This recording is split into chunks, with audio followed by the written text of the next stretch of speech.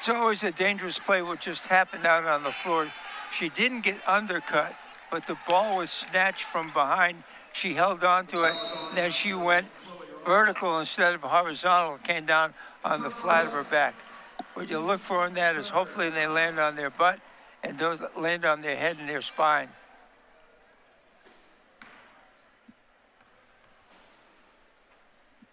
Asia Abercrombie knocks down the first. What a season it was last year. Freshman of the year in the conference. The young lady out of Greenville, South Carolina has been as advertised. Getting ready to take a little break now. She says she has an unusual physical thing that she can do, and that she can do handstands. She's going to need to do a few maybe between the quarter break because she was just stretched in an unusual way.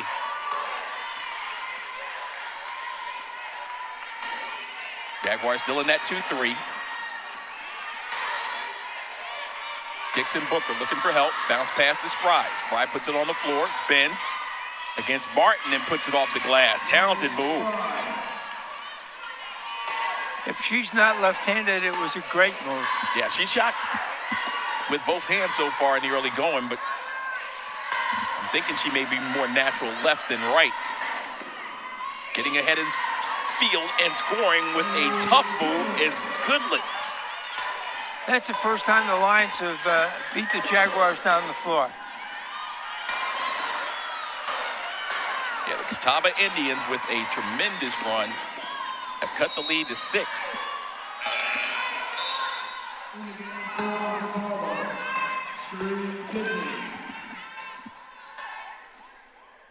They were going the action. The best way to beat the zone defense is to put somebody in the high post. They put Mary in the high post. She catches it. She turns and gets her work done. Off-balance shot put up that time by Gidney. Jaguars on the attack.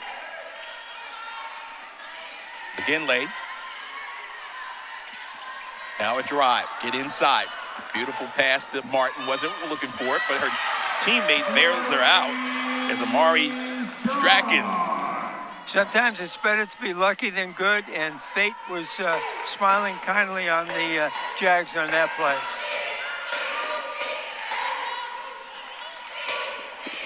Strong with the field goal there out of Douglasville, the freshman.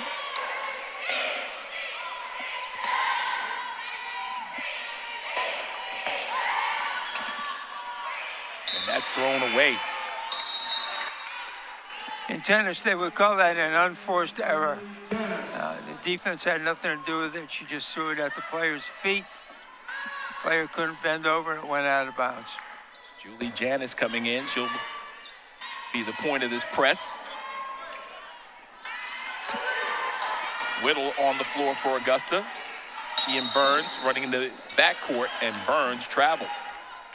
And that was an excellent call by the official. And that is one of the few turnovers that Catawba's press has caused so far.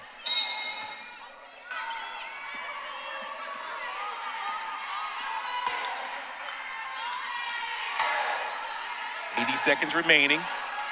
3 ball on the way. Ball deflected out of bounds. It'll stay down this end.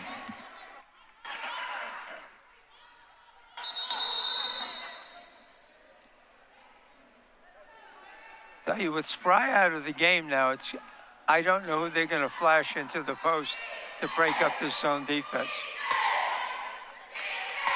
Chloe Ross back on the floor, towering over Gidney. Now he moves into the 5 position, who was open for a moment. Ball tipped out, Gidney gets the board. Right side wing pass. Finds Dixon Booker, and she knocks it home.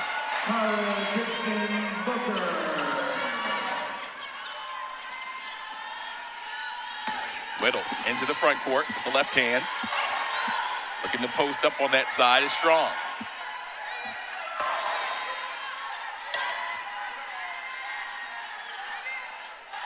Ross double teamed and pushed from behind by Gidney. You can do it with one hand, but you can't do it with two. She put both hands in the back.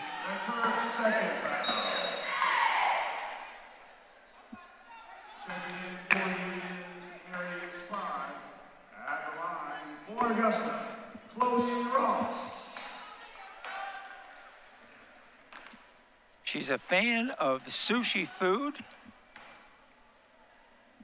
And here's an interesting personal characteristic. She is proud that she can do a split. So maybe we'll see her on Dancing with the Stars one of these days. You never know. It's the first time at the line this season for Ross as she misfires on a pair. From the perimeter, knocking it home. Move. So vying for some more playing time, Amari. That extends the lead back up to 8. 8 aboard. Ross clings to it, gets it over into the hands of number 11 on the floor. That's Shania, I should say, Dorsey.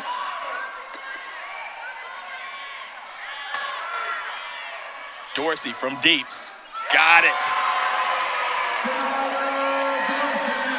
Long range bombs away.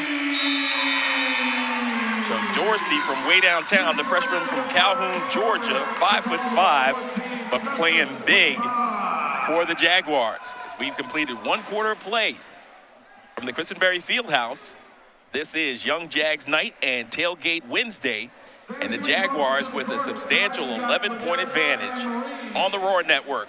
Both will start at half court. They're going to run down and make a layup, make a free throw, and then the first one to return to half court after making a free throw and a layup, or a layup then a free throw, will be the winner.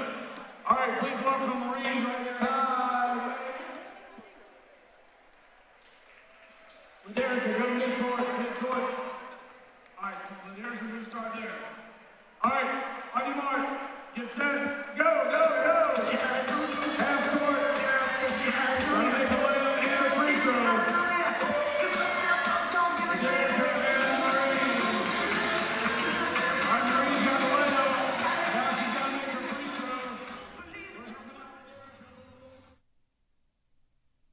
Augustino's Italian Eatery and Prime Steaks is the perfect dining option 365 days a year. Conveniently connected to the Augusta Marriott lobby, the restaurant features an upscale Italian flair with USDA Prime Steaks, fresh seafood and more, an extensive wine collection, and the CSRA's largest selection of rare bourbons, whiskeys, and tequilas. From the elegant atmosphere to our renowned handmade pasta bar, there's something here to satisfy every guest, every meal, every time.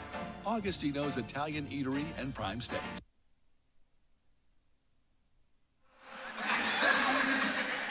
Augusta University, third game of the year, non-conference affair against a South Atlantic Conference foe in Catawba.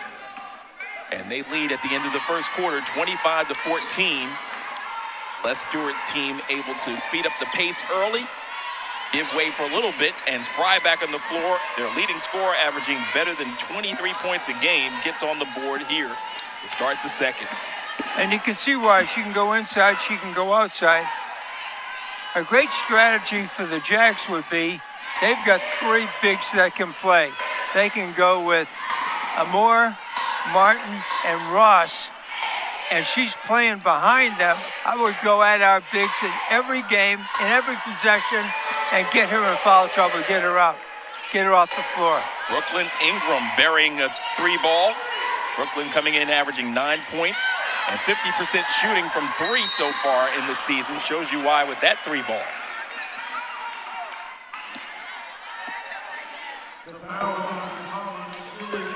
Nice balance. Relaxed on the weak side, gave an open shot up. Now versus their zone trap, you shouldn't dribble through it. You should pass your way through it. And put your head up, see where your teammates are, and get rid of the ball.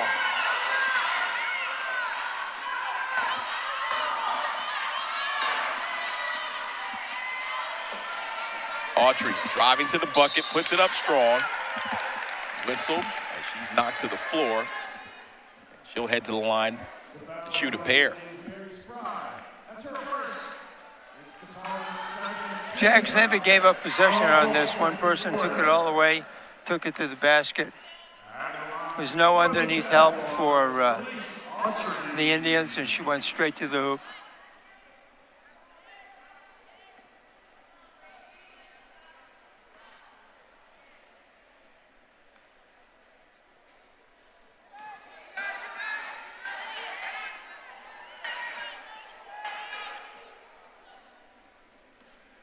Autry on the season, 10 of 12 from the line coming into this one.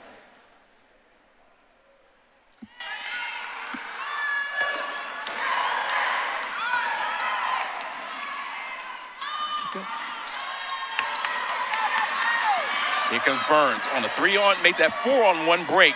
Dumps it down low to Quinasia. Outside it goes to McGinley for 3. Too strong in that, but a big board that is. Layup attempt no good. Chloe on the follow. Came up short, but either be Q or Chloe headed to the line. That was just athleticism there. Athleticism and size. That's the advantages Augusta has coming into this game. Just has to use them to their best ability. The old story, it's not how many baskets you can make, it's can you get free.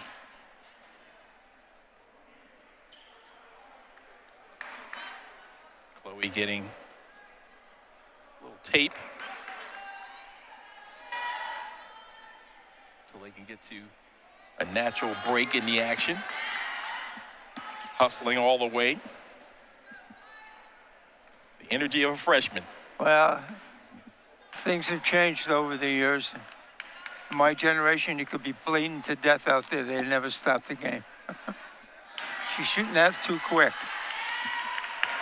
Too quick. We mentioned it earlier. Chloe's first opportunities at the line in game 3. Relax now. Limited action in her second contest for the Jags after a tremendous start. Now 0 for 4. Again late. Left side, make that right side. Oh, bullet pass right where you want it, in the chest. And through the hands of the almost always reliable Abercrombie. Coach told us how focused that young lady is, and you know she's upset at herself for making that mistake. To use a football term, the only good pass is a pass that can be caught. And she threw it to the right person at the right time, just too hard.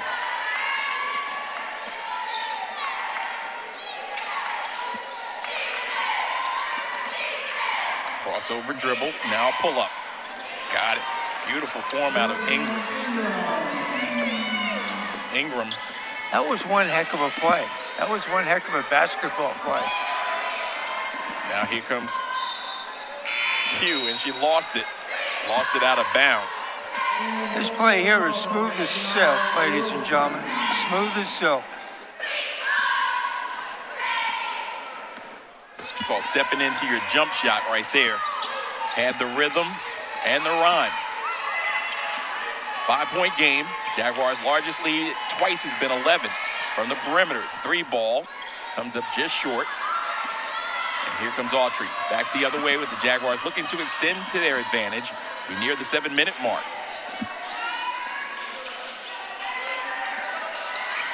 Strong.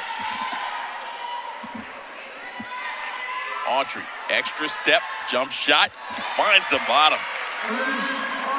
It's a very difficult shot. Had the Euro step at the end of her drive. High dribble there. Needs help. That's good lick. Bump, shot, whistle, and a foul against the Jags.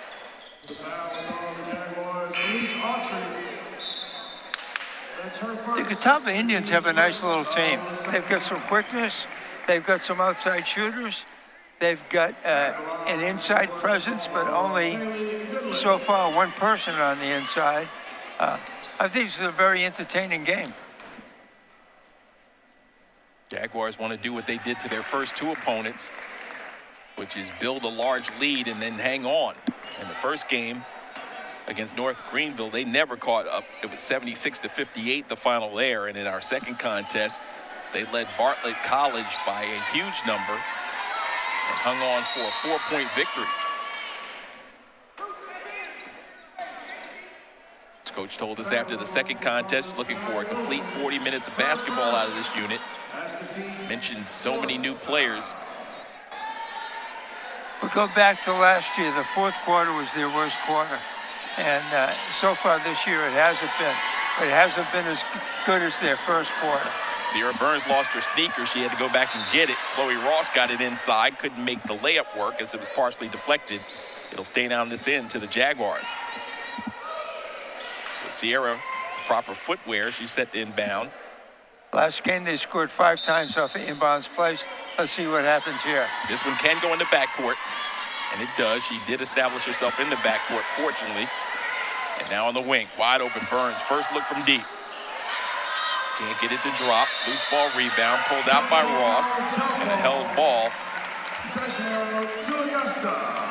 The arrow in favor of the Jags.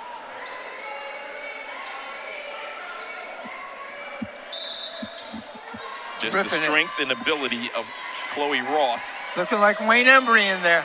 Now Q from deep, deflected out of bounds. Q worked hard on that three-point shot.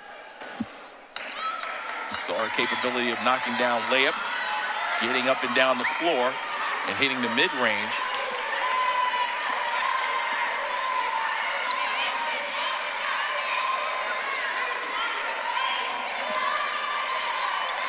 Ball deflected, Q. You know, looking at Ross, being a freshman, as good as her feet are, you know, hitting that New Harris training room, weight room we have, and then being a medical school, we've got access to all kinds of nutritionists. She could leave here and she could be a tremendous player if she takes advantages of all the things that AU can offer an athlete.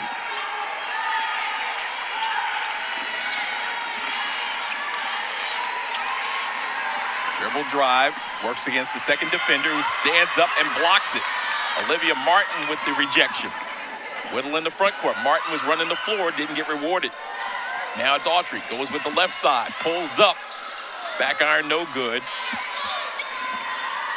Here come the Catawba Indians. Crossing over, gets to the free throw line, kick it on the right side. Step back, jump shot on the way, it's a 2-ball. Comes up short, rebound by Strong. Amari with the board.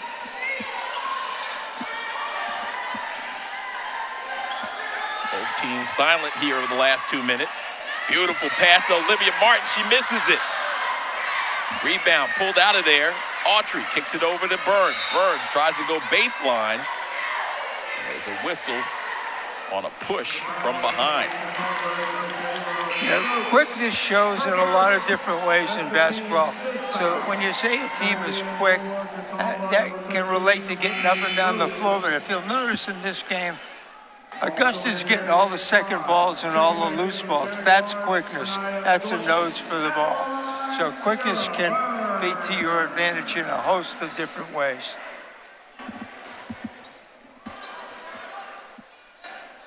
Too quick, Burns. Burnsy. See Burns in the gym, working on a game all the time. See if she holds it a little longer. Makes the second of 2 work. 3 of 4 from the line so far for Burns. All her points coming from the stripe thus far.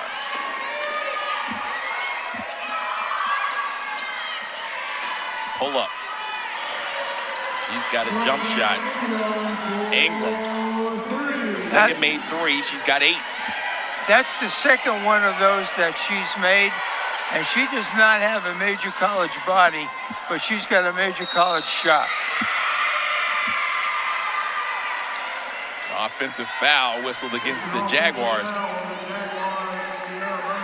This is a tremendous delivery right here.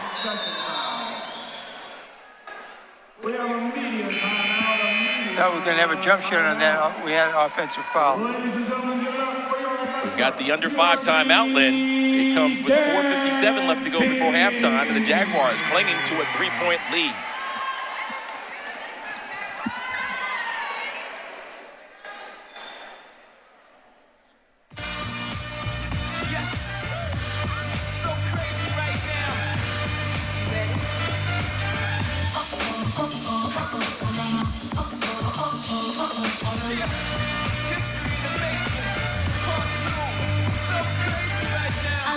feel so deep in your eyes. I touch on you more and more every time. When you leave, I'm begging you not to go. Call your name 2 or 3 times in a row. Such a funny thing for me to try to explain. How I'm feeling in my pride is the one I'm playing. Cause I know I don't understand just how your love can do it, no one else can. You got me looking so crazy right now. Your love's got me looking so crazy right now. Looking so crazy, your love's got me looking so crazy, your love.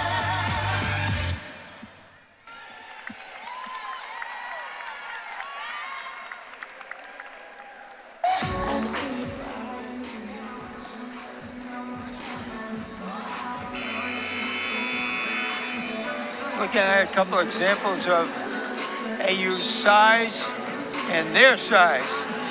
Mary Spry goes inside. Once again, now she goes outside.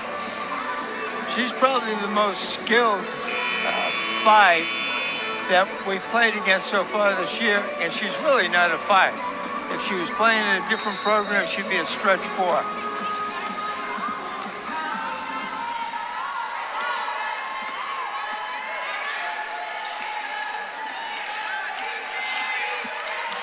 Quick hands by Burns. Back in the game for the Jaguars, number 24, Quinasia Abercrombie. Also checking in, number 21, Elise Autry. Coach Stewart has so much talent. A lot of interchangeable parts this year, Lynn. And as the season goes on, that'll become even more and more important. You deal with fatigue, you deal with injuries, and depth. Depth is very, very important at that time. Spry working against Martin. Lefty shot was a little strong because Martin came up with the foul over the right arm. Can't let her catch the ball. You got to get in front of her and have weak side help behind her. Make somebody else shoot it. There she is working out of Faith, North Carolina, the leading scorer for her squad. As you mentioned in our pregame coverage, had a career-high 25 points versus Columbus State, a Peach Belt Conference foe, on 11 of 15 field goal shots and 7 rebounds to boot. So Spry makes things happen at the free throw line to make it a one-possession game, or remain a one-possession game, cutting the deficit to 2. 2 of 4 from the line. There's a 3-ball that is pure. That's the second one that Dorsey has made. And she's proven that she's a pretty decent backup point guard. And can move to the 2 when Elise Autry's on the floor, showcasing her ability to knock down shots. So we've got a set of diminutive guards in Burns and Dorsey, but it doesn't matter when you've got plays like the Jaguars are able to accomplish. Where it hurts you, though, is on the boards, on the weak side shots like that. You know, it's too early to make a real definitive statement like this, but from what I've seen so far, the Catawba Indians are the best team that the Lady Jags have played this year. Yeah, their season has gone really close on both their win and loss. They lost the opener versus Lees McRae 82-77, and then you correct that. They won that contest against Lees McRae 82-77, and then bounced back with a tough loss 73-66 on Saturday versus Columbus State. And we just had their 4th turnover versus their thrust. From deep, and there's another one. She is a bombardier. That's 11 points in the first half for Brooklyn Ingram, the junior out of Charlotte. She's as skilled a jump shooter has been in this gym so far this year. Yeah, shades of Miguel Arnold. Look at the range on that. Steps into it. She elevates, releases from the top. Just a beautiful shot.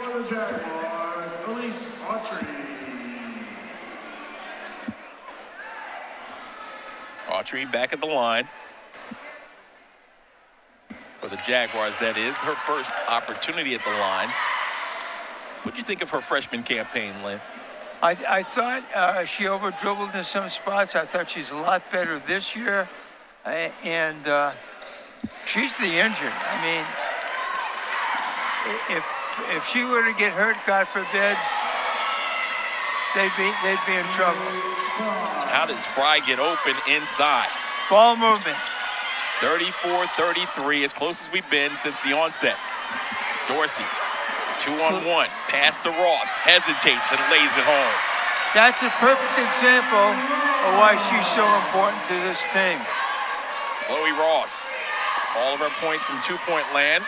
Had the opportunity for 4 free throws, hasn't been able to make good there, but has taken care of her opportunities, and she'll get another one in close and get it to roll.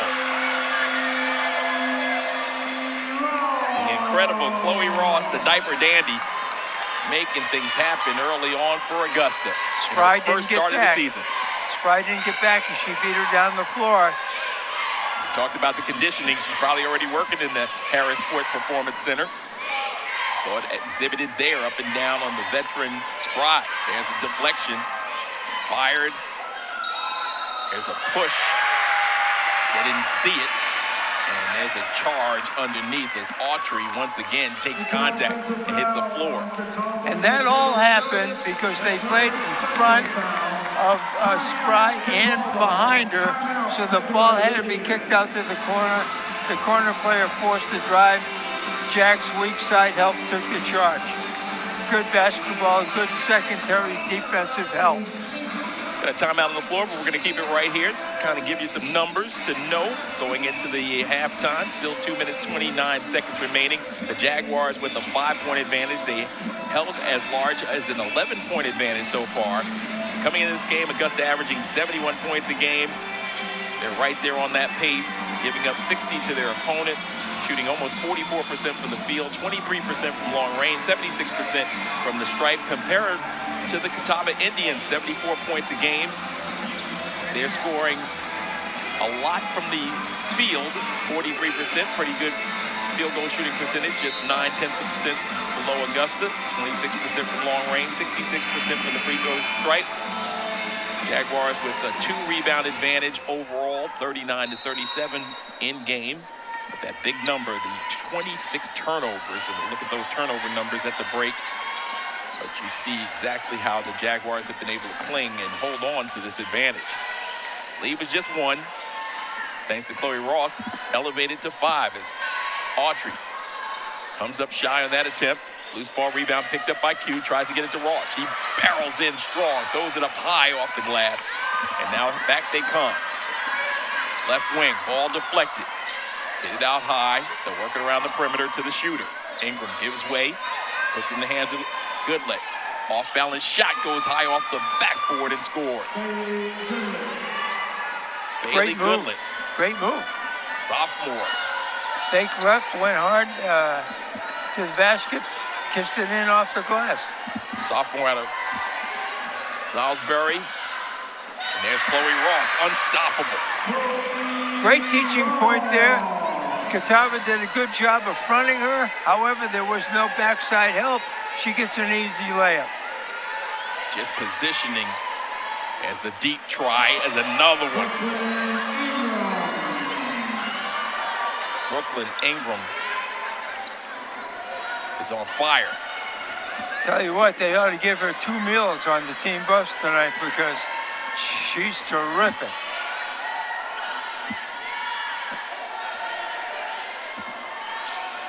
One minute left to go before halftime. Ball is kicked by Ingram. So Terrence McCutcheon, in his 7th season, the head coach of this squad from Catawba, finds his team getting better and better each and every game. And if they can get some help from the outside from Ingram like this, watch out, SAC conference. Autry drives hard, goes in with the right hand on the left side, contact, and she'll go to the line again to shoot a pair.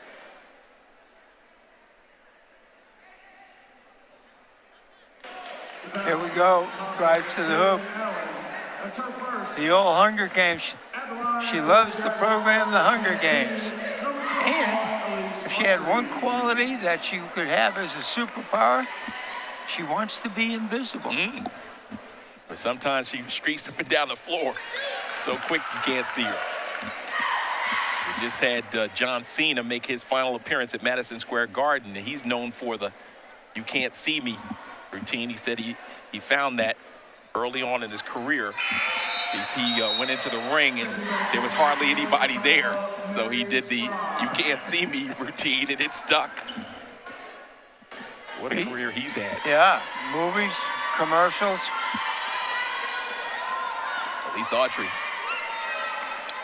the ability of invisibility. Let's see if she showcases that here down the stretch. Dorsey trying to defend, and she does, forcing a turnover. That speed in the backcourt. That Dorsey-Autry combination. 30 seconds left. Here comes the press. A half a second differential between shot and game clock. Brings it in the front court. Dorsey will slow it up for the final shot for Augusta.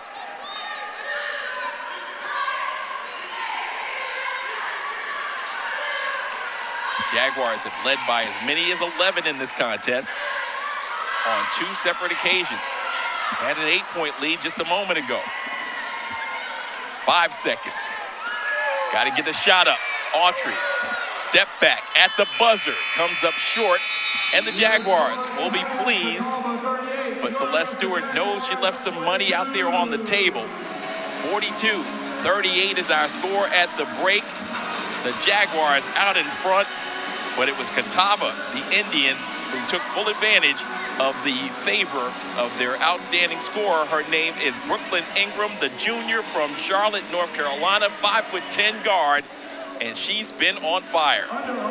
In my 2 years of calling these games, she's the best jump shooter with style that's been in this gym. She's delivering these shots just as, I don't know if I should say that, just as a man would. This is perfect footwork, elevation, holds the ball at the top.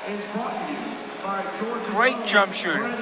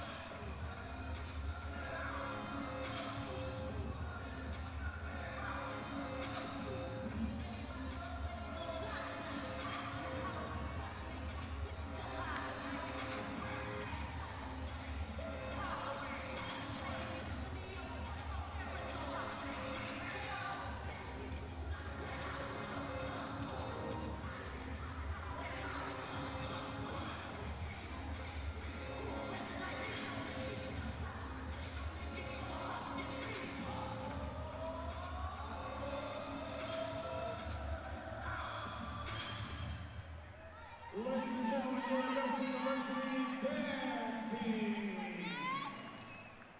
Augusta University would like to thank our lodging partners. Big thank you to Augusta Marriott at the Convention Center, Baymont Inn River West, Courtyard by Marriott, Extended Stay America Premier. Thank you to the Hampton Inn and Suites, the Hilton Garden Inn, Hyatt Place, Spring Hill Suite, and Residence Inn.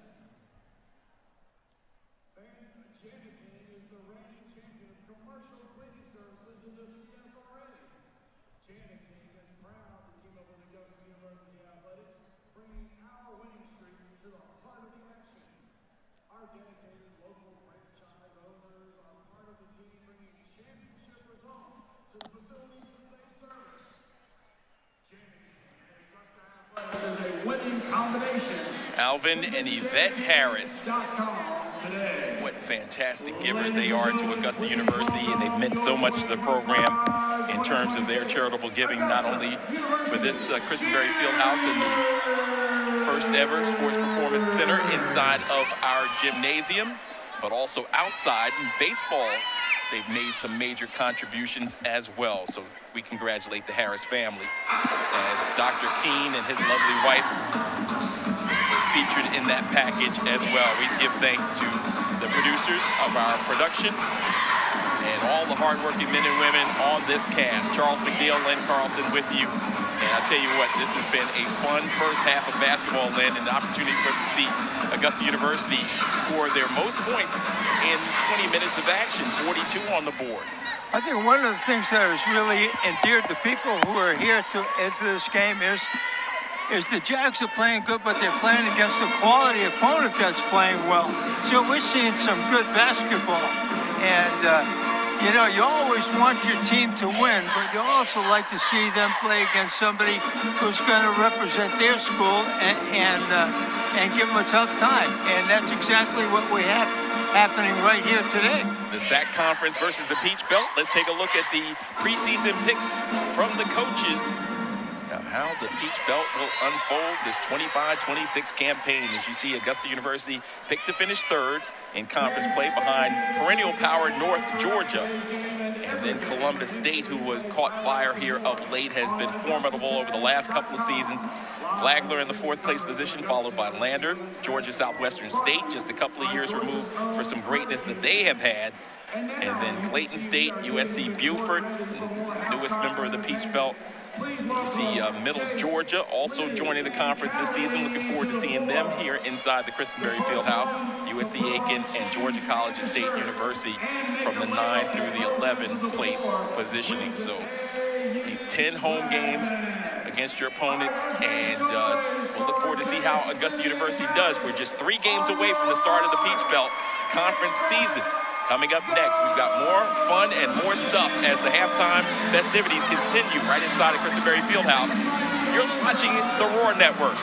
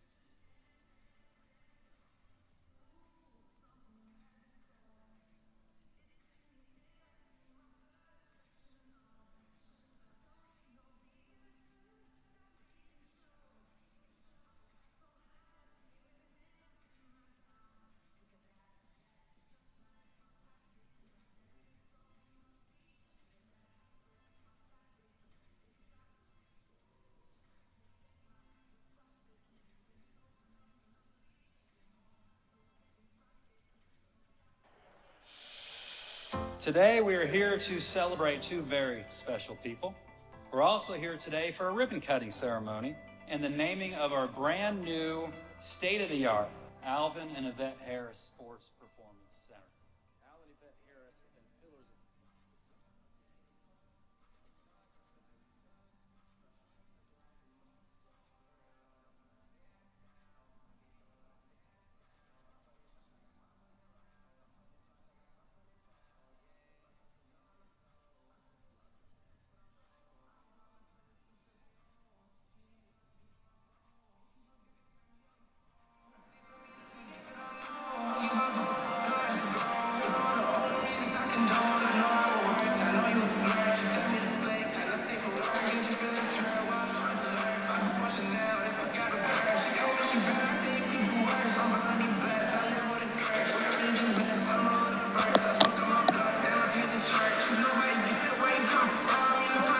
Augusta University volleyball team heading to Flagler this weekend for the Peach Belt Conference Tournament. The Jaguars co-champions with Flagler. And the big reason why was the young lady you saw right there, the Jaguars' success. The freshman, Sofia Stitsevich, who escaped hardship at home in Ukraine to play volleyball stateside at AU. So you get a chance to take a look at the bracket coming up on Friday, 2 p.m. It's Augusta versus Salem. Then at 4:30, it's Lander versus Middle Georgia. After that, it's the matchup of USC Aiken and Georgia College at 7. If we win, it would be on Saturday, Augusta University Salem winner taking on Lander and Middle Georgia winner. And then Flagler versus USC Aiken Georgia College winner. So that's the way it breaks down with the Peach Belt Conference Volleyball Championship. Augusta University looking to secure another place in the NCAA tournament. Let's now take a look at some of the first half highlights. Always a lot of fun here in Christenberry, and we had a lot of excitement with bench players paying dividends early on. But back the other way, it was a star player in Spry who was on fire, knocking down shots, finding her space, and scoring with either hand. Burns with the head-to-head, finding Byard with the easy reverse. But then the shooting started, and it was all day, every day for Catawba as they found a variety of players that could score inside and out. Ross asserted herself and found herself approved in her first start. Olivia Martin had the deflection, but they're strong with the follow. And they continue to find range. It's the Ingram show. She knocked down 4 threes in that first half, and here's just a couple of them. Tremendous shooting. They're not done. It's Autry with that extra step. Made it work for Augusta to keep them out in front, but Ingram says, I got you. Take that and deal with it. As we check out the first half statistics in this contest, Augusta University out in front by 4, and they've done it by virtue of 2 made field goals from the perimeter. 6 threes for Catawba, helping them keep things close. Jaguars with the advantage in field goal shooting percentage, rebounding by a big margin. And of course, Augusta uncharacteristically with 9 turnovers, only forcing 6 of their own. One of the things that the Catawba coach wanted was their press to create some turnovers, and they did. But they really weren't turnovers where the other team converted them into baskets. If Spry has a weakness on the Catawba Indians, it's that she doesn't run the floor that well. And AU has taken it upon themselves to have their big sprinter floors. They've played 3 of them. They've beat our bigs down the floor on 2 or 3 occasions, and we've scored easy layups on that.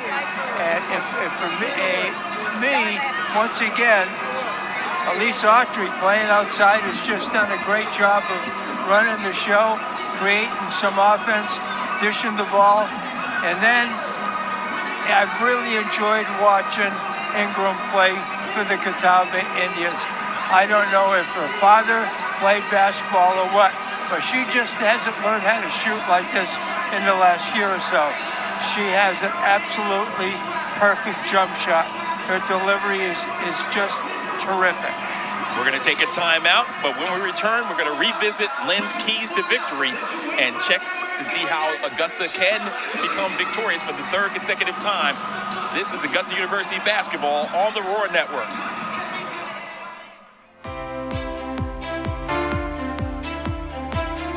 I think the biggest change from a facility standpoint is Christenberry Fieldhouse itself. So the exterior project that we've been working on for over 2 years now is coming to a close, and it looks fantastic. We've essentially wrapped the entire outside of Christenberry Fieldhouse with metal paneling in our colors, and has really modernized the space. Where we were to where we are now, it's night and day. All of our sports utilize the space because we have the new weight room facility, the Allen Yvette Harris Sports Performance Center, which we're really excited about. At baseball, we have a new permanent seating out there, and press box, and a scoreboard, and a new wall system, and a batting cage. And then softball, we just built a new batting cage this summer, and we'll begin their new permanent seating with chair backs and a press box this fall. We feel like we have one of the best facilities in the Southeast when it comes to arenas, and certainly all the work that's been done over the years for this project in particular is going to make a huge impact. We have given Annex 1 a facelift. The decision was let's do a palette of blue to kind of make the building pop and make it recognizable, so that as people drove around this side, they could recognize this and see that it was actually part of AU. Annex 1 is a very interesting building in that it was a former Sears. We have HR, planning, design, and construction, risk management, IE, philanthropy, fiscal affairs. When people come here, we can just say, yes, look at the big blue building. And you can see it again, from 15th Street, Walton Way, even from the highway. I am excited actually about all of our projects because, it is making a difference for the university, for the students, for the faculty, and for the staff. All set and ready to go with the second half of play. Third quarter about to get underway inside the Christenberry Fieldhouse in Augusta, Georgia. Charles McNeil and Lynn Carlson set to bring you second half action of Augusta University basketball. Jaguars coming in with a record of 2-0, having knocked off North Greenville and Barton College. Catawba Indians 1-1 on the young season, winning their first win against Lees McRae and losing their most recent contest on Saturday to Peach Belt Conference foe Columbus State. Ingram looking to start off the second half, as she began and doing it from 30 feet away. That is her fifth made three of the contest. Make that 5 of 6 shooting, and Augusta with the answer. If Augusta had NIL money, I know who we should go for it to. Yeah, that's the missing ingredient, right? Consistent three-point shooting for Augusta. Exactly. Remember Monet Florence, you'll see her on the sidelines, but she's a graduate assistant now. She was our three-point threat a year ago. Beautiful reverse. Dixon Booker. That's her second made field goal, 2 for 2 on the contest. Her leading scorers, Mary Spry with 11. Ingram now with 17. Ross in the turnaround. Shot was rejected into the hands of Byard, who lost it out of bounds. But Augusta did the right thing. They went right at Spry. Leading scorer for Augusta, Chloe Ross now with 12.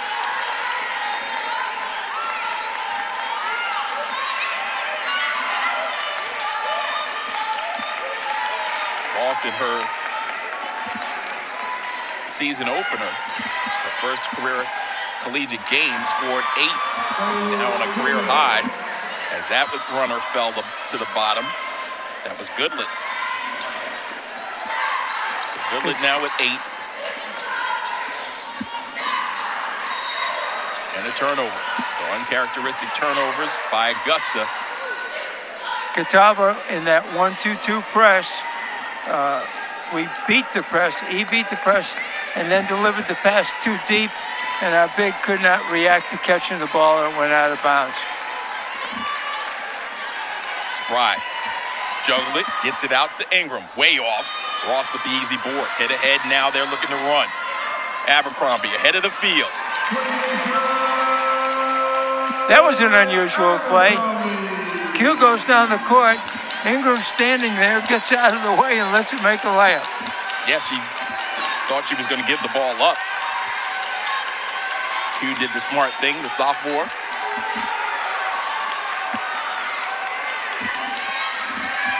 Perimeter 3 ball, side rim on that attempt. Loose ball, tipped around, and last touch by the Catawba Indians.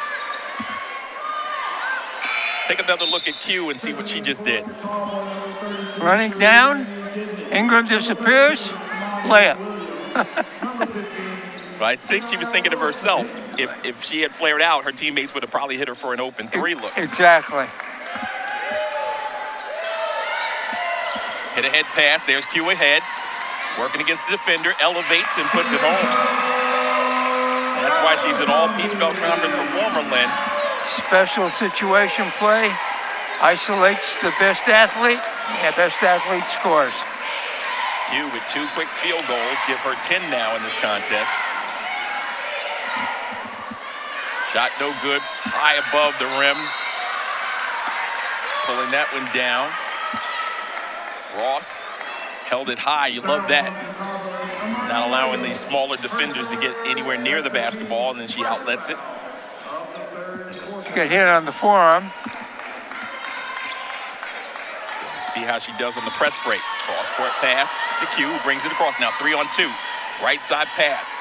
Burns with the pull-up. Knocks it home. Textbook. Textbook. No hesitation by Sierra Burns, the sophomore, out of the ATL. Down underneath. Kick it out. Lefty with the 3 ball. Clanks it off the rim. Rebounded by her. Here's Autry. She's got Q up the floor. Didn't see her. So she'll back it out and reset. Use the clock as Augusta's lead is out to 5. It's been a series of quarters in this one as Q lines up the 3 ball and drains it. Well, if she gets that part of her game going, she'll be unstoppable. 4 2-point field goals, a 3-point field goal, and 2 made free throws for Q. And the Jaguars' lead is out to 8. Driving and kicking. 3 ball, side of the rim. Elise Autry, 1-on-1 as she hustles. Has Q catching up, lays it up, off the window, no. Rebounded. Abercrombie can't make it work, but she'll head to the line for 2 easy ones. Second effort. So important. Here we have Q following the shot, getting it up, quickness, hustle, nose for the ball.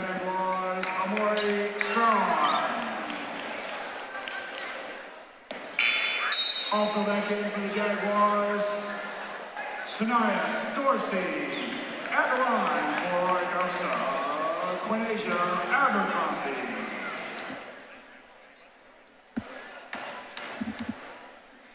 Q knocks down the first. Takes her time, a nice delivery.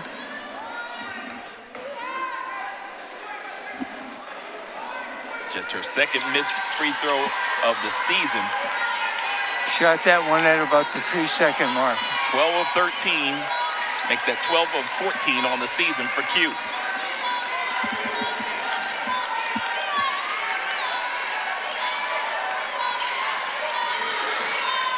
That's a foul. Reaching in.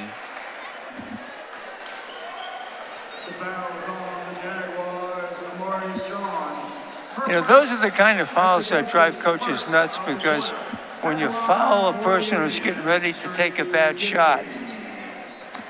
Strong picking up that personal foul, Amari.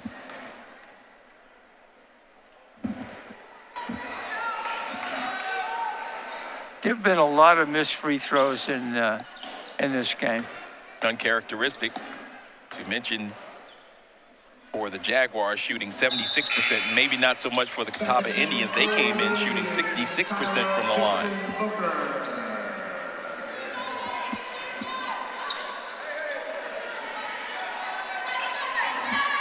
Eight-point game. Jaguars with the advantage. It's an unusual doubleheader we have for you tonight. Don't go anywhere. The Augusta University men, first doubleheader, men's and women's basketball. They'll be playing Emmanuel. Perimeter jump shot by Strong, not good. But back the other way they come. Jaguars will look to lock down defensively. Spry fakes the three, now steps, kicks it over for the open look for Ingram. Can't make it work. Good rebound by Dorsey. Outlet pass thrown away. Spry underneath, easy layup. Ingram's cooling off a little bit. Turnover led to Catawba Indian basket. Spry in the right place at the right time cuts the lead down to 6. And it's a deflection.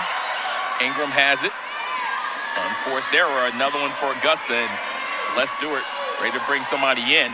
If they're paying attention, Olivia Martin gets the call. Olivia Martin will get a chance to come in after this timeout. 4:25 left to play. As we get a chance to take a look at some of the outstanding plays by Q in this third quarter, that is. She made some things happen. Yeah, she can score on the run. She can score from outside. She can score off a steal. She can score off a second ball, a rebound. There it is. That's the outside one. She gets to where, by her senior year, she's an outstanding outside shooter. She could be one of the best, if not the best, player in the PBC. Asia Abercrombie, 14 points, 7 rebounds, and assists, 2 steals so far in 20 and a half minutes of play. She's maximized her time on the floor. Chloe Ross with 12 points to lead the way for Augusta. 6 of 10 shooting for Chloe, along with 5 boards, 2 assists, and a block shot as well. Those are your leading scorers, or the top scorers for Augusta. On the other side is Brooklyn Ingram with 17 points, 6 of 9 shooting from the floor, 5 of 8 from long range. She has 1 assist. And Mary Spry, who scored the last field goal for him, coming in with 13 points, only 1 rebound, 5 of 10 shooting, and 1 of 1 from distance. The difference in the game is that Augusta is absolutely killing them on the boards, whereas Catawba is making a lot of threes, and Augusta is making a lot of turnovers. Hence, that's the closest in the score. Yeah, Augusta with a 19-rebound advantage, 32-13. There's a steal. Breaking away, Elise Autry to the bucket with a difficult shot that falls.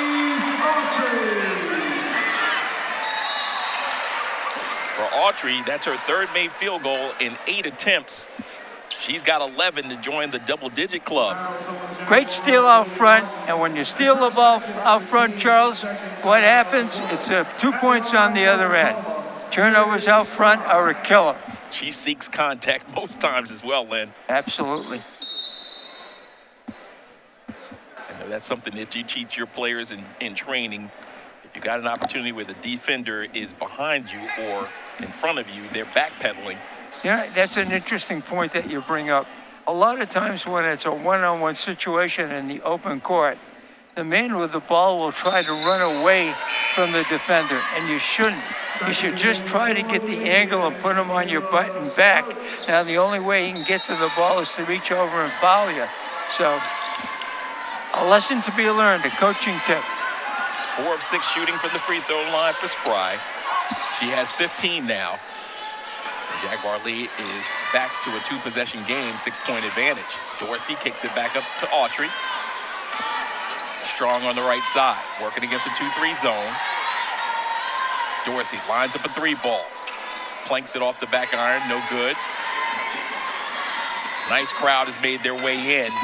Many of them behind us. And the student section over to our left is beginning to fill in. There's a whistle and a foul.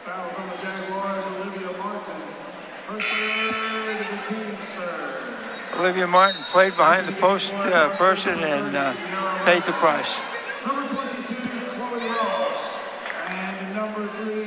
Michaela Stokes, the sophomore out of Orlando. 0 for 2 from the floor thus far. You know, I like Dorsey's game as a backup point guard. She's quick, doesn't make many mistakes, and when we need some rest, when E needs some rest, she can come in and do a good job. 1 of 2 for Stokes. Came in shooting 75% from the stripe. 5-point advantage. It's Burns. Dorsey dumps it down to Byard. Extra pass, tries to find Ross, forcing it in there. Ball deflected. Augusta University fortunate to hold the possession. Real good job on weak side help by Catawba on that play. Inbounds deflected. So they scouted out the AU inbounds play that we talked about. Had such success. I think it was 6 of 7 over the weekend.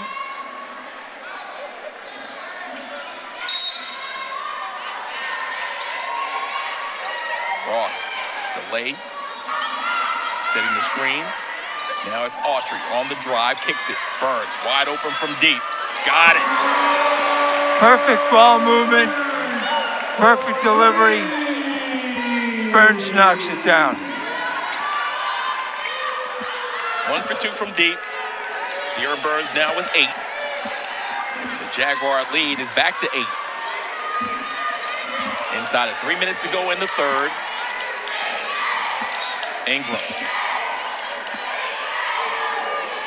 Dixon Booker gets it over the right-hand side. That 3 ball no good. Easy rebound, but an easier rejection. That's fired. Bullet pass down low. And a shot up and down by Dixon Booker. She's got 7 now. It's one of the few second chance balls Catawba's got, and they made the Jacks pay.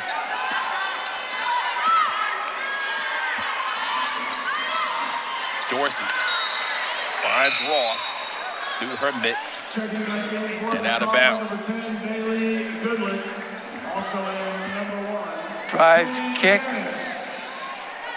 Exactly what you're supposed to do. Drive to the middle, kick to the weak side.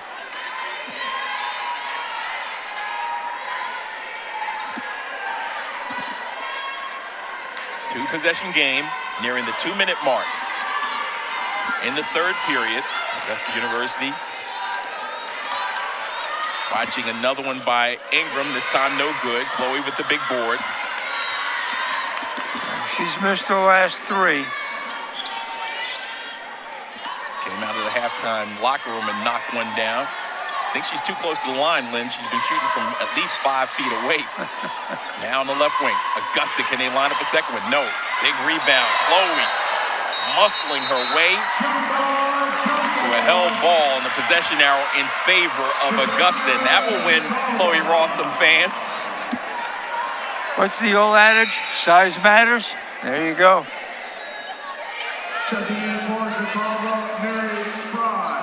Can't wait to see her 2-3 years from now.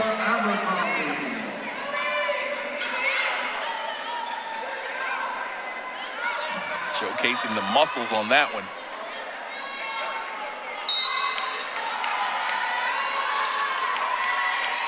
Ross, cross-court pass. Now they'll set up the offense with 15 on the shot clock. Dorsey throws it toward Q, and it was deflected out of bounds. Good overplay on the part of Janice.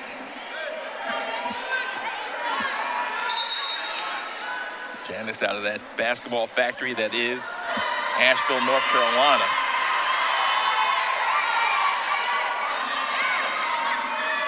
Burns looking for 2 in a row.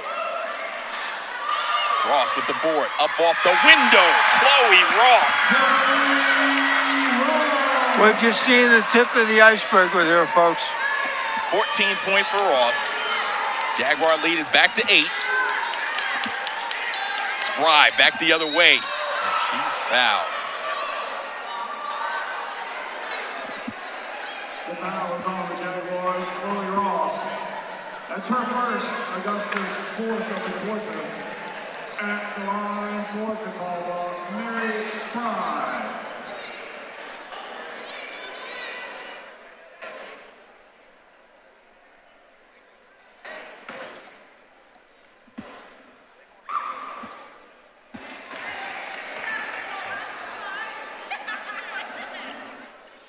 Spry's made her last 3 at the stripe.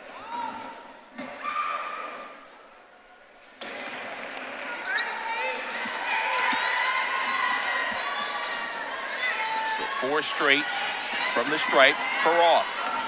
1 minute left to play in the third. Jaguars up by 7. She's open. Couldn't find her. Now Byard. 10 on the shot clock. Dorsey lining up the defender.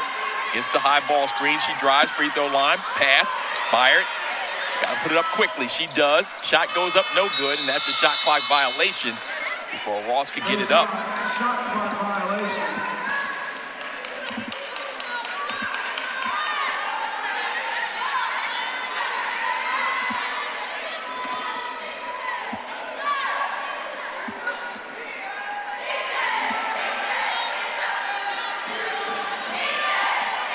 Ingram gives way to Janice. Janice drives, double dribbles, and it's called. So violation gives the ball back to Augusta. They've got to go the length of the floor with plenty of time on the clock. 20 and a half seconds remaining. What do you expect here, Lynn? Well, they got to beat the press, and there'll be a penetration and either a dish or a layup and get fouled. Burns with 10 seconds. Somebody's going to penetrate. Burns will look at the honors. Now 5 seconds. Looks at the clock, kicks it out. 1 second remaining. Shot on the way. And the back iron, no good. So we completed 3 quarters of play, 30 minutes in books here at the Christenberry Fieldhouse. And we'll get you all set and ready for the 4th quarter. Before we do that, let's take a look at these highlights. It features the inside and outside game of AU. Ross on the inside goes over to Burns. Burns knocks down the 3. That's what you want to have. You want to have balance. You want to be able to score from underneath, and you want to be able to score from outside. That's the end of 3 right here on the Roar Network.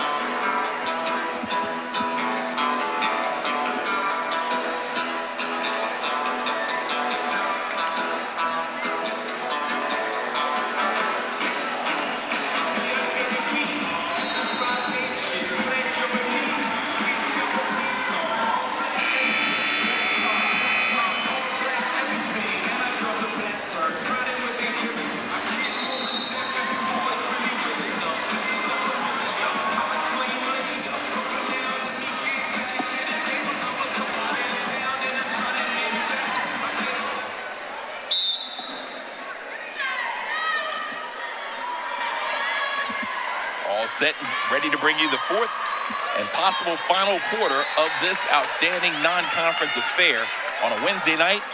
It is Tailgate Wednesday here at Augusta University. We had tailgating going on behind the building, up top as well.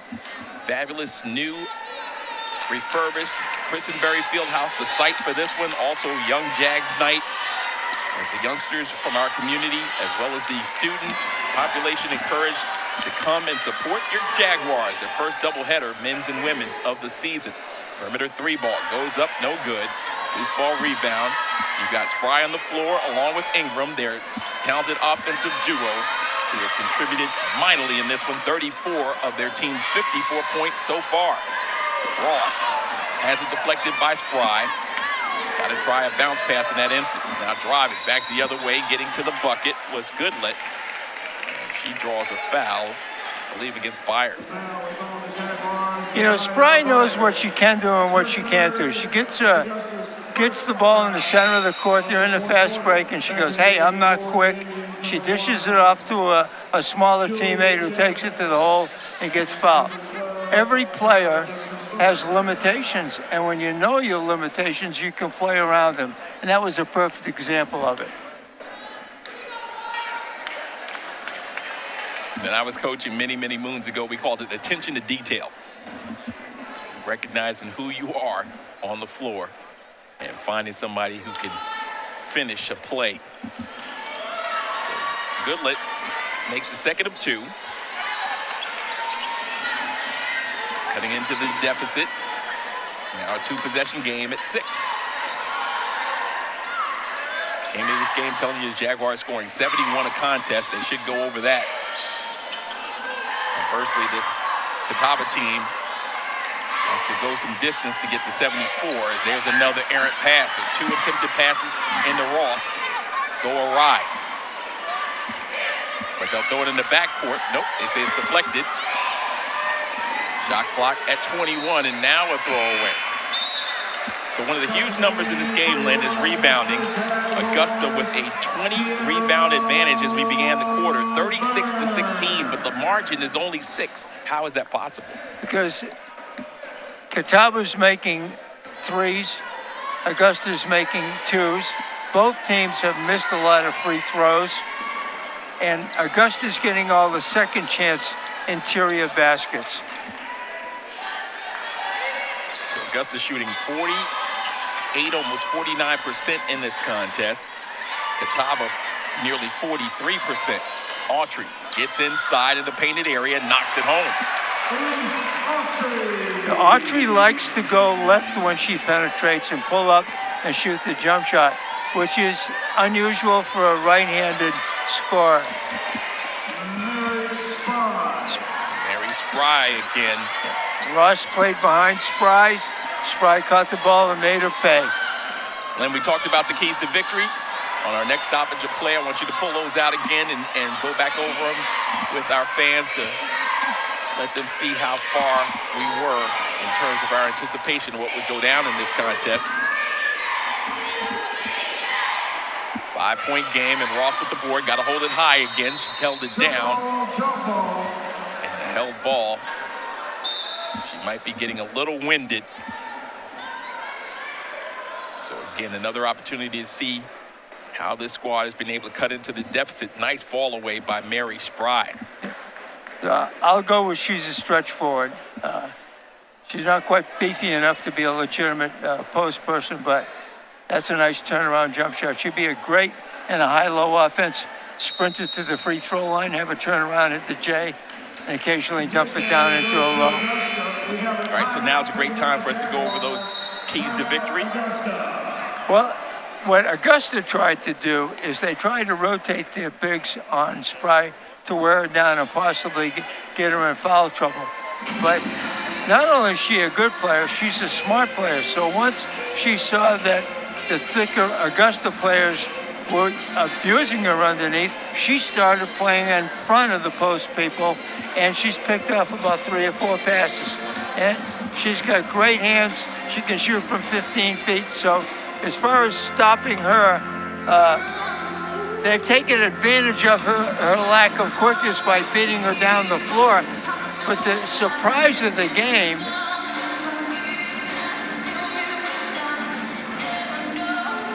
has been Ingram. And nobody expected Ingram to come out here and play like Steph Curry. And that's what's kept this game close. But if you're a spectator, you'd love to be here because this is a good game. Neither team is playing badly. Both teams are playing well. Both teams have some talent. And this is what you like to watch. This is good basketball. So there you have it. Recap of our keys to victory coming into it. We talked about also pressure, busting pipes in terms of this Catawba team who came in with 26.5 turnovers per game. As we take a look at our key players for Augusta University, you see their minutes played combining for 28 points, knocking it down to the tune of 16 rebounds as well. And obviously Augusta, not a three-point shooting team as they enter this contest, shooting just 23%, but they have knocked down 4 thus far in this game, thanks largely in part to Sierra Burns. So it's been the two-headed monster on both sides, Q and Chloe, QC making it work, and then on the other side it was Spry and Ingram as they've combined for 34 of their own. Augusta's had help from a third player in Elise Autry, as you saw her knock down that last opportunity. Autry now with 13 points in the game, so 2 players with 14 and Autry with the basketball with 13. Looking to become team high honors on this possession. Burns drives, gets inside. Her float game is strong. And back the other way. Held the pivot foot. Spin move by Kidney. With the basketball is Dixon Booker. Looking to put on that speed, spinning against Byard. Lays it up, no good, and Byard will pick up the personal. You know, now would be a good time for the Jags to separate because both Ingram and Spry are on the pine. At least for a moment. Yep. His coach recognized that and got Ingram back on the floor. Chloe Ross will get a breather, as will Byard. And now Augusta will go somewhat small.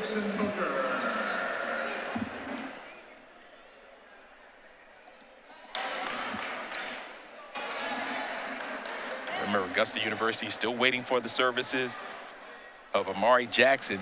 Started the season injured, has a boot on that left leg.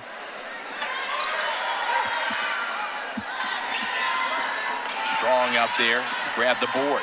She's the lone big. 4 guards and Strong. Q. Dorsey. Burns. And Autry. Now let's see if they get into Strong. All 4 guards have touched it. Here comes the ball screen. Autry gets bumped once and twice. Ball knocked out of bounds. It'll stay down there with 4 seconds on the shot clock. You know, if E has a weakness, she wastes too many dribbles. That was what you talked about earlier in her freshman campaign. Yeah. 3 seconds, ball kicked, and that will be a turnover. Shot clock violation on the Jaguars.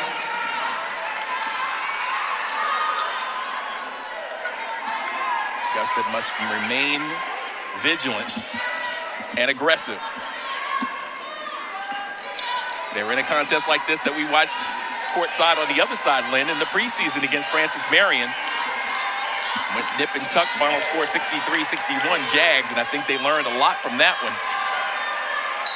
Off-balance shot, send them to the line and see if they can earn it. A team that's only shooting 66% on the season. Catawba's gone to the free throw line a decent amount of times. The problem is they've missed about 7 or 8 of their free throws. See if they make these 2. Tron picks up her second. Dixon Booker at the line. That's 8 misses.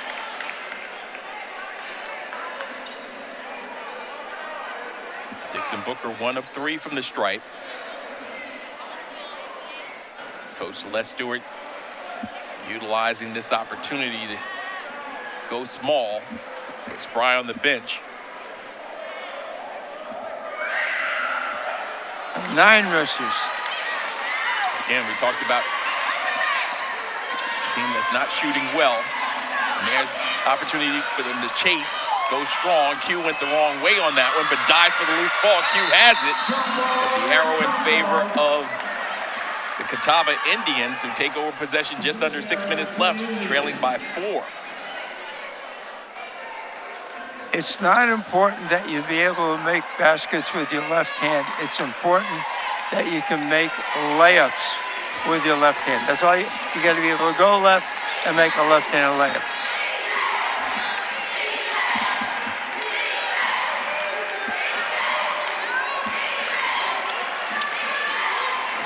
Imani Williams gets it down low and finds her teammate Gidney, who gets on the board. Perimeter pick and low, pocket pass, textbook layup.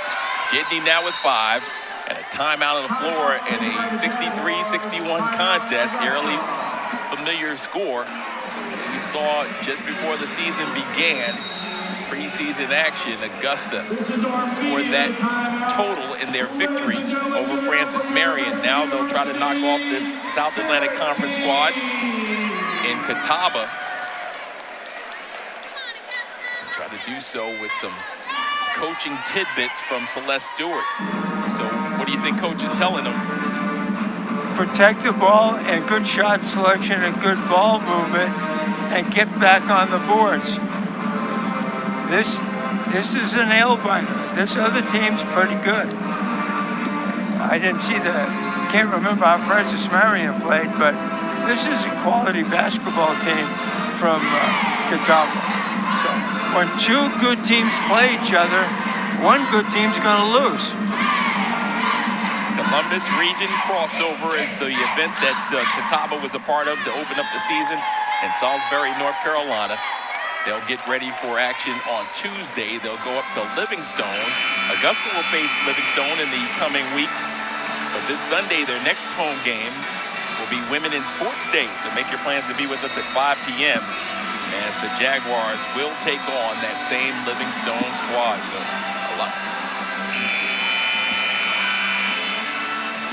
again, a lot of fun, a lot of great stuff happening here on campus. We talked about the things happening off campus with our volleyball program as well as they get ready for Peace Belt Conference tournament action on Friday. So to find out everything that's happening with the Jaguars, log in to AugustaJags.com as we see the Star Watch on the Catawba side. Brooklyn Ingram leading the way in minutes played, but it's Mary Spry with the maximum amount of points. She's taking advantage of her time on the floor. 19 points in 19 minutes. Each has knocked down threes, but Ingram with 5. Spry defensively with 4 out of that post position. And free throws. Spry needs to be on the floor down the stretch if she can. Let's take a look at the numbers overall as we're set to inbound. Jaguars with the possession, coming out of the timeout, want to execute. They do, but the layup is missed. Second opportunity is no good as well. Ball tipped. Two terrific chances. So Byard from point range, and we talked about rebounding. Augusta with another rebound advantage there, but couldn't take advantage of it, couldn't capitalize on it. Augusta now in a zone. There's a defensive stand right there momentarily as Burns looked like she got all ball. She didn't like the call. Catawba is resting Spry right now. And you could also go with her on offense-defense. You could rest her on defense because she's not a great defensive player and just play her on offense going down the stretch.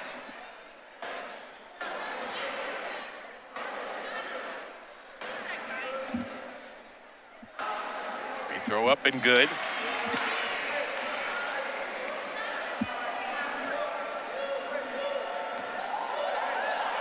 Monty Williams.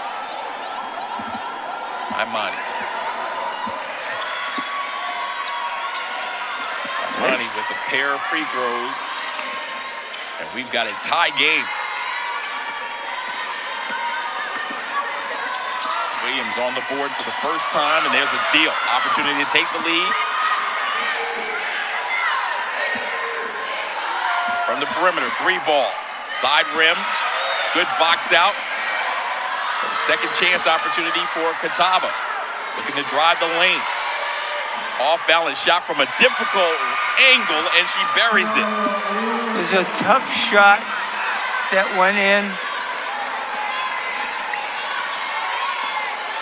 Nia Wilson, the redshirt junior out of Gastonia, gets on the board for the very first time and gives her team their largest advantage of the game.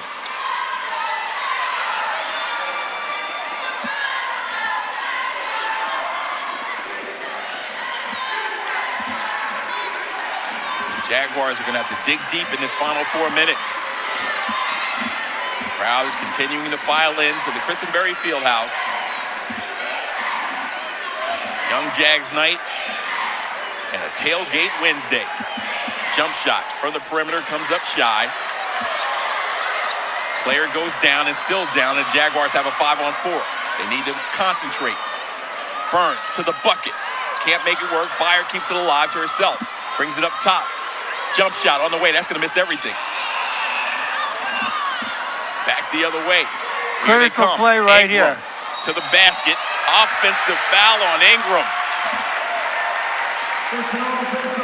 Elise Autry learning and gaining.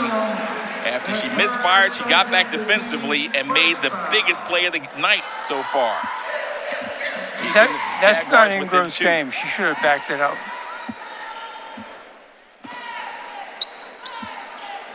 We got a barn burner, Charles.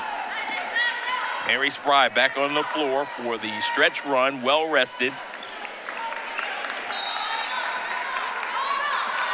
Spry came in this game averaging 23 points a contest. She's got 19. Q drives, kicks it, fired, and now Q called for the offensive foul.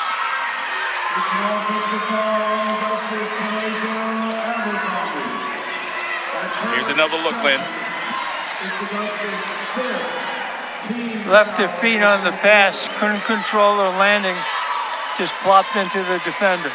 So I got to ask, are you given the room to come down? Do you have to give the player the room like you do in the NFL? You should. The reverse layup is up and down. Dixon Booker, That was like a pull shot, a spinner.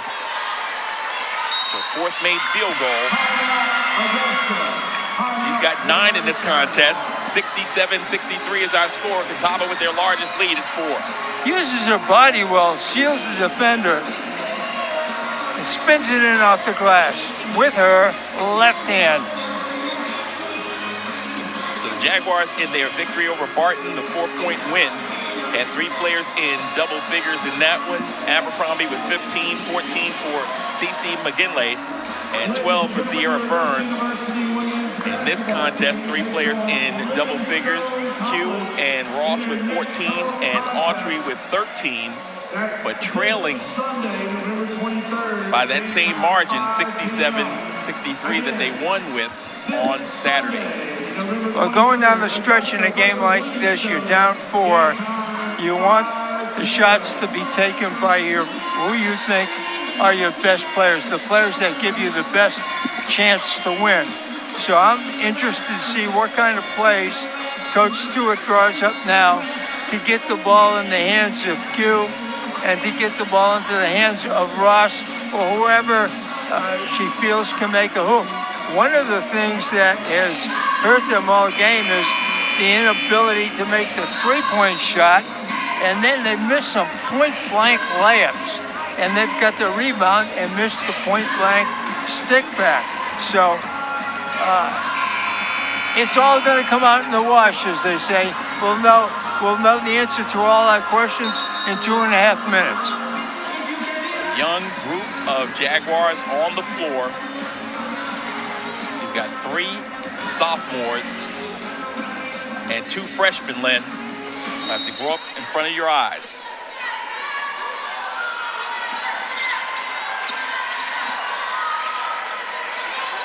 Autry. Quinasia Abercrombie, reach in. Foul committed. Sanaya Wilson. Wilson did a great job on the switch, and then she made the cardinal sin of reaching in, and that's when she made the foul.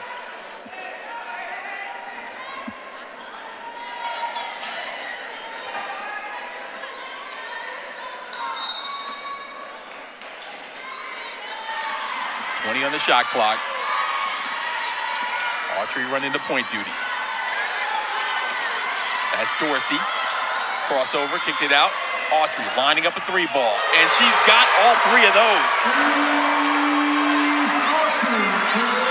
Her Big hoop. first made 3 of the contest. Big hoop. Elise Autry, 16 points, game high for Augusta. Jaguars to within 1. Inside of 2 minutes left. Mary Spry misfires. Chloe with the board. Jaguars with a chance to tie or take the lead on this possession. Take your time. Have to have some ball movement here. Use the clock. Burns penetrates. Kicks it out. Q wide open. Lines up a 3. That's strong. Rebound pulled down by Ingram.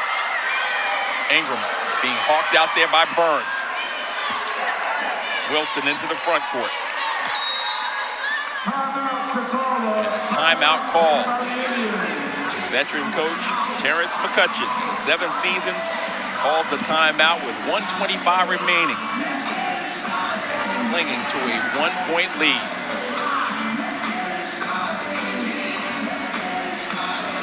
Strategy as we look at Catawba. Well, will they go to Spry? Will they go to Ingram? Will they go to somebody else? If they use some of the clock, if they use 15 or 16 seconds to set up their person for the shot, trap that person, clamp on that person and see if that person will make the pass or take a bad shot. Don't let the person they want to take the shot take it. Make somebody else make a basket. The 3 top scorers for Catawba on the floor. Dixon Booker with 10, Spry with 19 to lead their attack, and Brooklyn Ingram with 17 has been held in check for a while. Yeah, she's missed her last 4 shots. Bounce pass. Dixon Booker misfires, and a late whistle. Dixon Booker. Bad shot selection, but she got bailed out.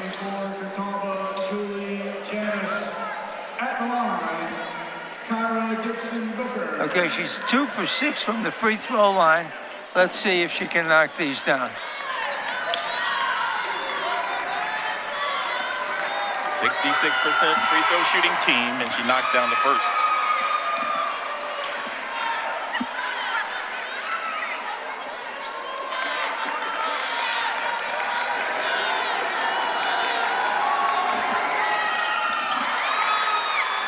Made her when it counted. Big pair. 72 seconds left. 3-point game. Jaguars have knocked down 5 of 16 from beyond the stripe. Chloe Ross wide open underneath, was calling for it over Spry. Ross comes up to set the ball screen. Sits. Now it's Elise Autry. Gets to the bucket. Her right-handed layup comes up short, but there's a whistle. And Autry was fouled. She'll head to the line for 2. Could be one of these trading free throws here right now to the end. Just an explosive move by Elise Autry, upset at herself for missing the right-handed scoop. One of the skills that Autry has that's invaluable is she can get her own shot. So if everything breaks down, you throw the ball to her, clear some space, and she'll get something up there.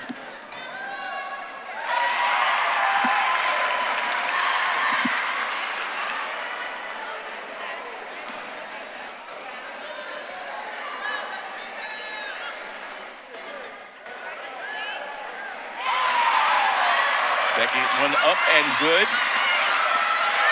So 1-point game. Autry now with 18 to lead the attack for Augusta. Nearly a steal by Dorsey. And a traveling violation. Coach did not argue that one. McCutcheon, he saw what the officials saw. Catawba Indian turnover will send Wilson to the sideline. A great call on trapping the ball at half court, which led to chaos and confusion and an eventual turnover. Let's see how they respond. Yeah, defensive substitutions into the game, Lynn. Janice is out on the floor, as is Gidney. 30 seconds left. 1-point game. Crowd on their feet. 15 seconds on the shot clock, and Janice reaching in to commit the foul.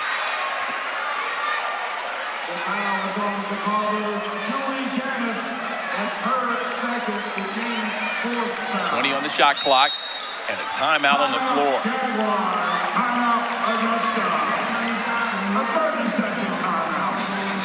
We talked about the youth of Augusta. They will grow up right in front of your eyes if they're able to pull this one out. It'll be a great learning experience for them.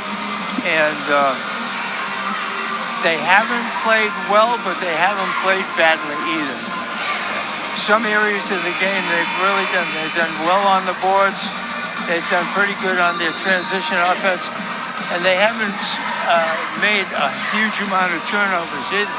It's just that they ran into a good team that had two players that had, one player had a good night and one player had a career night. And those things happen every now and then. Augusta outscored Catawba 25-14 at the end of the first. Was outscored 24-17 in the second period. Augusta with a 19-17 advantage into the third. And now we come down to this. 25 seconds to decide this game. Non-conference affair. The Peach Belt versus the SAC Conference. 4-second differential between shot and game clock. Autry trying to get to the right hand. She blows by two. Gets to the third player. There's a block. And there's a foul. And Gidney will pick it up, much to her chagrin. You kind of knew she was going to take the shot. And did she take it early? There's a 4-second differential. Now you give, regardless of the outcome of these free throws, you give Catawba the ball with 16 seconds left in the game. If you were going to do that, you'd want to do it with maybe 4 or 5 seconds to go. If you make them, you win. If you miss them, you lose.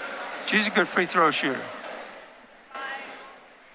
She misses the first. Now we're looking at a possible overtime.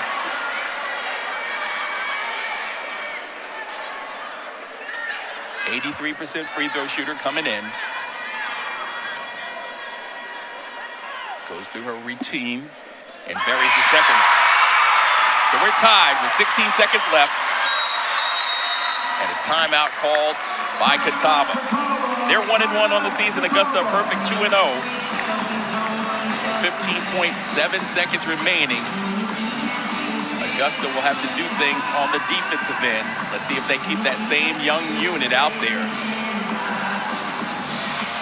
I'm looking at a no-foul trap, making Catawba pick the ball up around the Jaguar head, forcing them into making a long pass, and hopefully taking a bad shot as the last shot of the game. If they let them take the ball out and get into the interior, then I think the game is going to rest on the shoulders of the referees, because there's going to be contact. Will they make the call or won't they make the call? That's the question. Elise Autry with 17 points to lead the way for Augusta. Had an opportunity to give Augusta the lead. Sensational sophomore. See if she can get it done defensively. We talked about the turnovers that Catawba had committed in their prior two contests, averaging 26 through 2 games. And thus far in this contest, only turning it over 11 times. So they worked on that between Saturday and today. Augusta, conversely, came into the game averaging 16, and they've committed 20 turnovers. Augusta with that huge advantage on the boards, 44-24. And one negates the other.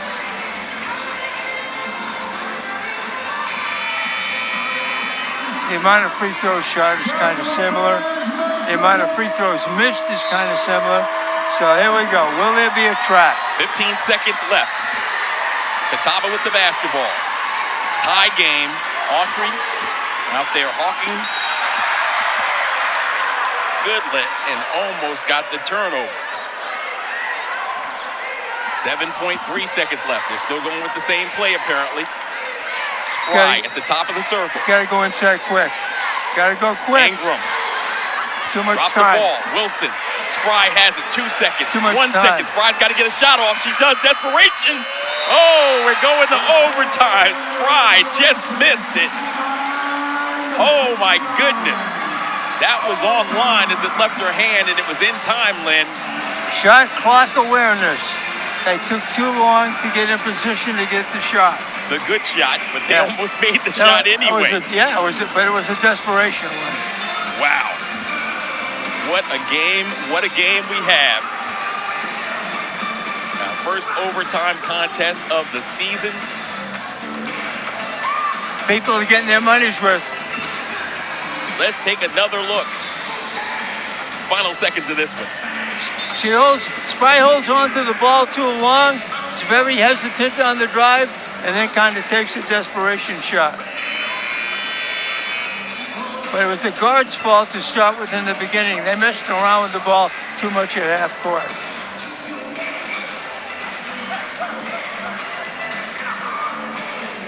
So at the end of regulation, 40 minutes of play. We've got bonus basketball for your viewing pleasure. 69-69. Augusta winless all time against this Catawba squad. And this is the 5th meeting between these two.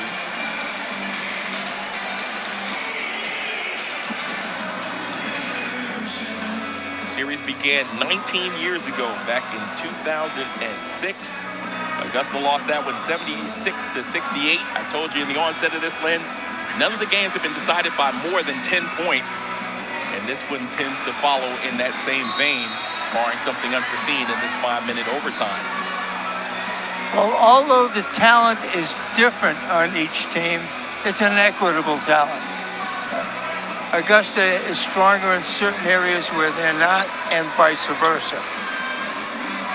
Nadia Byard, the only player in foul difficulty. She's not on the floor. She's got 4. Denasia Abercrombie with 3. Sierra Burns with 3. And Olivia Martin with 3 for the Jaguars. Ball tipped over to the Catawba squad. Counted and a foul. Goodlet gets to the bucket. I don't think Augusta thought they were going to lose that tip. Let's see, it was unusual. Usually Byard is the one who jumps tip for the Jaguars, the high jump champion. But that was 4 fouls. Coach took her out of the lineup, and Chloe jumped. We got a 3-point play scored. Catawba's called off the press. They're going to half-court defense. Jaguars in a 3-point deficit already. Seconds into the OT. Burns. To Dorsey. There it is. Chloe gets it. Gathers. Double teamed. Held ball. The arrow is in favor of the Jags.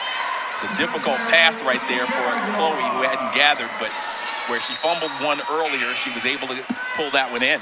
She was being trapped then as well. She got trapped from up top and from behind. This is where Q has to step up. Pass is thrown into Q.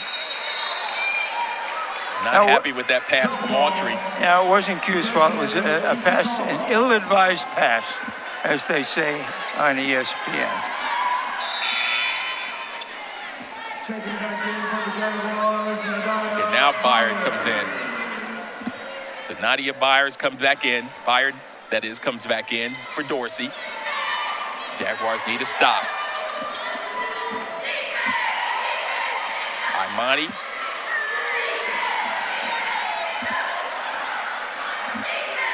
From the perimeter, crossover dribble, spin move, gets inside, rejected by Chloe, who walled up. Now the Jaguars have numbers, 3-on-2. Pass down low. Burns, Byard hold on to it, back to Burns, lines up a 3, short, ball tipped once, twice, still loose. Chloe goes for it on the floor. I think they're going to get it over the back. It looked like the 2 Jaguars are fighting each other for the ball. That's her 5th and final foul. Checking in. So Byard just fouled out of the game. She fouls out with 4 points, 8 rebounds, an assist, and a block in this contest.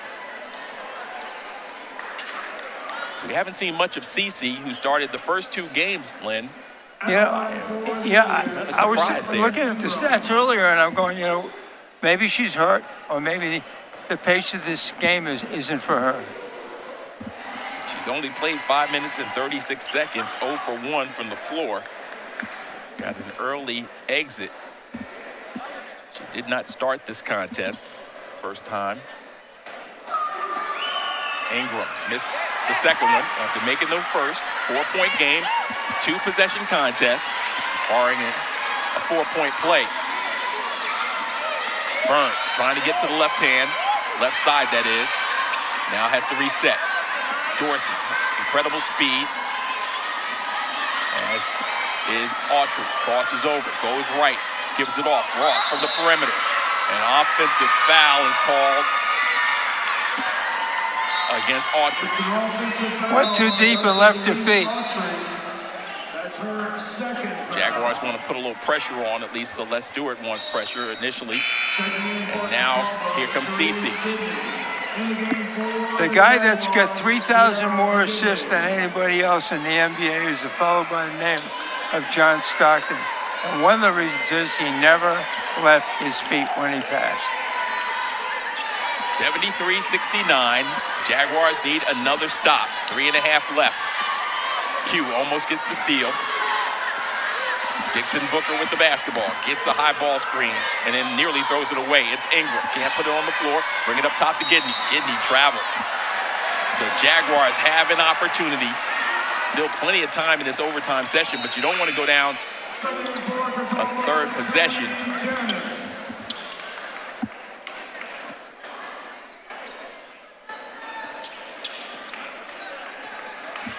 Settle down. Cece on the right wing. She crosses over to the left. Dorsey on the right side.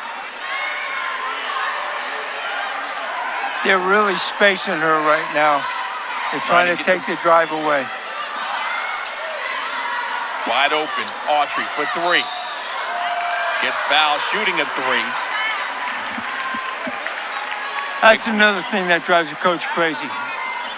Fouling a three-ball shooter. Dixon Booker, watch it again. Just came right into her. Didn't allow her that opportunity we talked about earlier, opportunity to land. Come down, yep. So I guess that's where it comes into play, not in necessarily on a pass situation where you got to have the opportunity to come down. You got to give the shooter who's. There's the way she does it normally. At least Autry had an opportunity to put the Jaguars ahead. The end of regulation. Tied things up. Now Elise, the sophomore out of Fairfax, Virginia.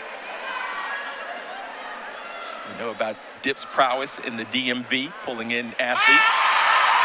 Celeste doing the same with Autry. 1-point game. Dixon Booker, double team, gets it across in just the nick of time. Ingram drives the lane, goes in with the reverse. Too strong. Spry with the loose ball. Spry goes in with the left hand, and she's fouled. And this official is calling everything. Yep. She's made each of the last 3 calls.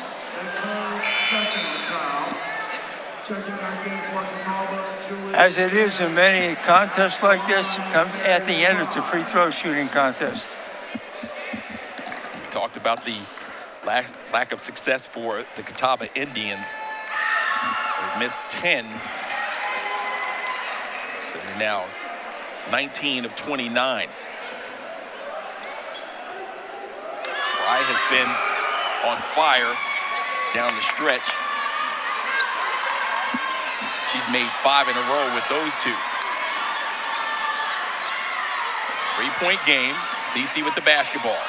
Cece pulling up at the top. Cece! Coming in cold.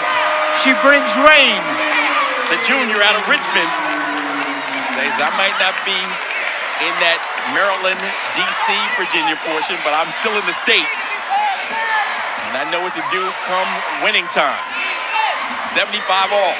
2 minutes left to go in overtime. Ingram being hawked out there by Cece from the perimeter. Dixon Booker. Talking about a career night. She's got 15.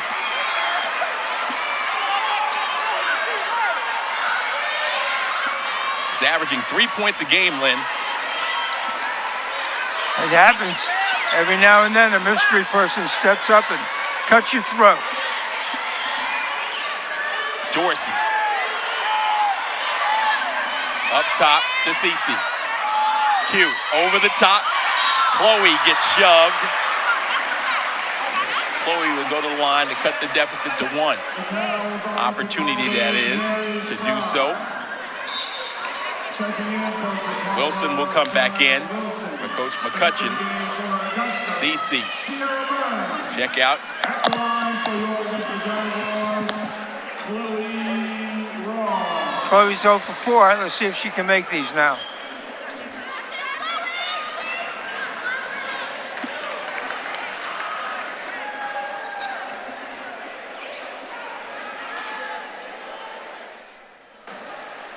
Got a good crowd here, Charles. Chloe misses another. 0 for 5.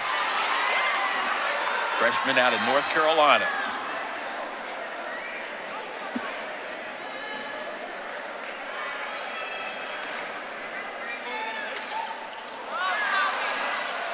Missed a pair. Ball kept alive. And it'll be Augusta basketball. I think it's going to be overruled. The official pointed the wrong direction. He knew what he wanted to say. So Jaguars will have another possession. Chloe will post up there in the corner on the out-of-bounds play. Here comes CC back on the floor, and she'll be the trigger person. Coming in for Sierra Burns, another three-point assassin. Chloe gets the inbound, sets the screen. CC tries to get it to her. And there's a foul, and that one will go against Ingram. Needless foul. Standing on the sideline, 1 foot up in the air. Why?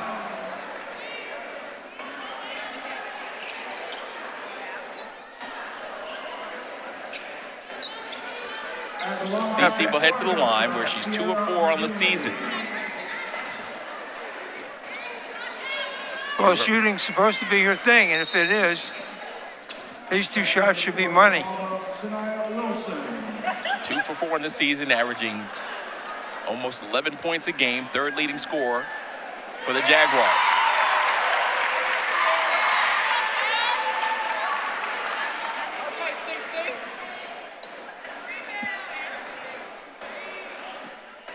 CC misses the second one, rattled out. Now the Jaguars need a defensive stop. 1 minute left to go in overtime. Still to come, Augusta University and Emmanuel in the men's contest as there's a timeout called by Coach McCutcheon, who saw what the defense was holding and now wants to set up his offense to drain this remaining 15 seconds or as much of it as possible. That'll give the Jaguars, if they can get a stop, 1 and done, the ball back with at least 40 seconds remaining. I think they'll go eventually into Spry, and Spry will kick it out. Somebody's going to have to make a shot. Augusta will double on Spry. Somebody's going to be alone. They got to make a shot. The last time they did that, they gave it to Spry too late. So when they mess around with the ball up front, that's going to be in favor of the Jaguars. Jaguars got to heat them up out front without fouling.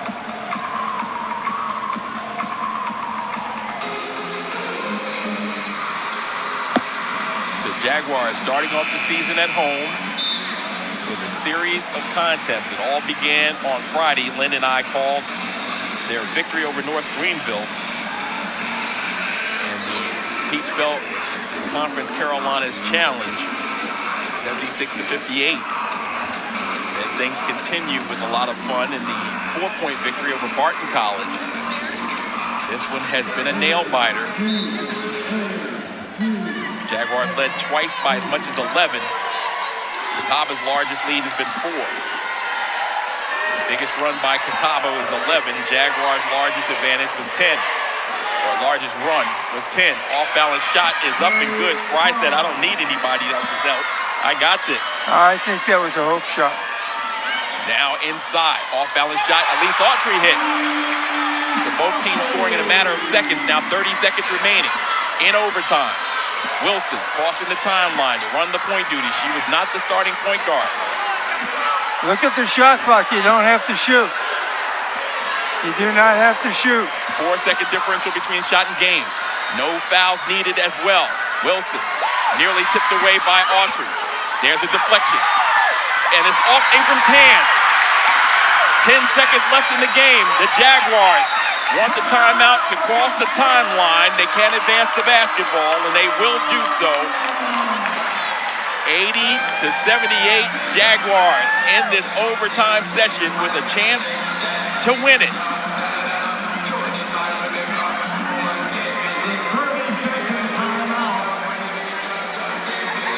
I thought the referee at half court was going to call a foul over there. She raised her hand and she yanked it down.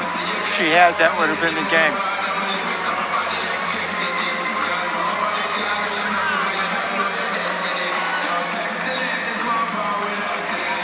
So Catawba coming off a 7-point loss to Columbus State, picked to finish second in the Peach Belt Conference. Now facing the team picked to finish third in conference play. Talked with both coaches before the season. They say you really don't know what's going to happen in the Peach Belt because just about every team is remade with new players. Okay, we know Elise Autry eventually is going to drive to the right. Now, the only question is she going to shoot it or is she going to kick it off? And they put Cece is out of the game. All right, so I'm saying she's going to shoot it. Okay, Dorsey's on the floor. Inbounds to Autry. 7 seconds. 5, 4, drives inside, kicks it out. Open look for Dorsey, the freshman for the win. Rattles out. Chloe tries to get the loose ball, and that's the ball game. Augusta University gave it all they had, but came up 2 points shy in overtime. After leading by 11 twice in the first half, they fall for the very first time this season. Final score of this one, Catawba 80, Augusta 78.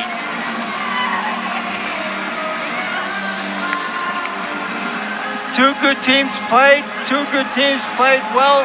One good team had to lose, and unfortunately tonight it was the Jags. Elise Autry with a terrific game.